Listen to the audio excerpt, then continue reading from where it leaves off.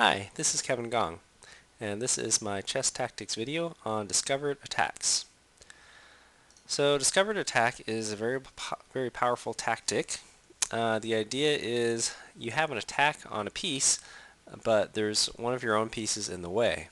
So in this example, the rook at b1 would attack the king at b8 except for the bishop that's in the way. So the idea is you'll move the bishop out of the way, revealing the attack, in this case on the king. So in this case, this special case, it's called a discovered check. So the powerful thing is that you can move this bishop anywhere. You can move it to a1 or c1 or a3 or anywhere along this diagonal. Anywhere you move it there, you'll check the black king. So the idea is you'll move it in a place where you can attack another black piece. So in this case you move it to g7, attacking the f8 bishop. And there's nothing that black can do to save that bishop because you've discovered you have a discovered check on the king. Black has to deal with that check first. So once black moves the king out of the way, you simply take the bishop.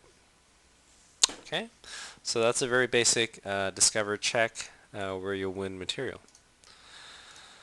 So let's look at another discovered attack where it's not discovered check, but instead you're attacking another piece.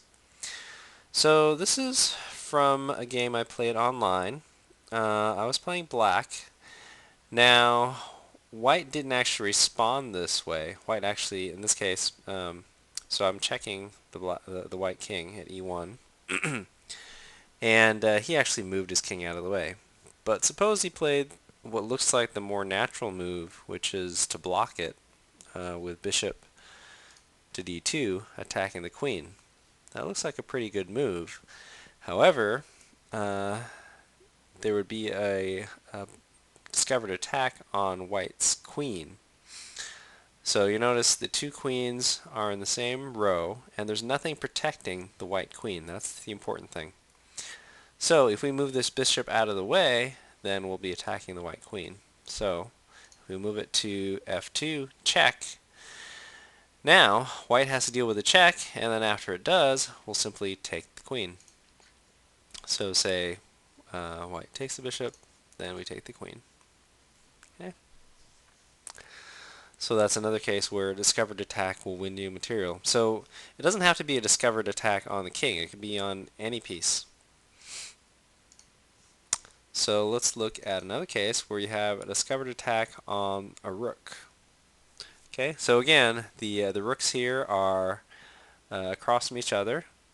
There is nothing protecting the black rook. So if we move the white knight, can you see where you should put it? Move it to e7, check. Again, black has to deal with a check, and then after it does, we'll simply take the rook. Okay, so black moves to f8, and we take the rook. Okay. So I wanted to end with an example from the game of the century. Well, I guess it's actually last century, but this was a game between Bobby Fischer and Donald Byrne. Fischer was playing black, and he was actually only 13 years old at the time.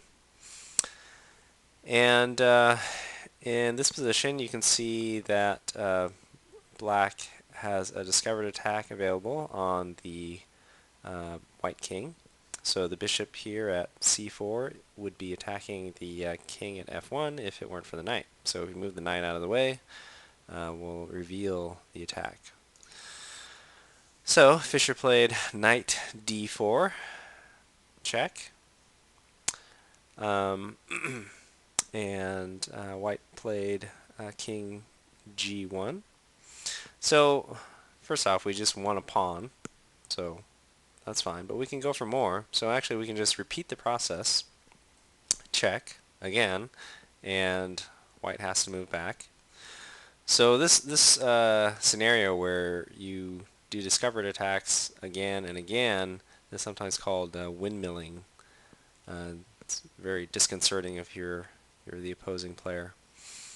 So now, so we already took the pawn, so we'll go over here now. Check, attacking the rook.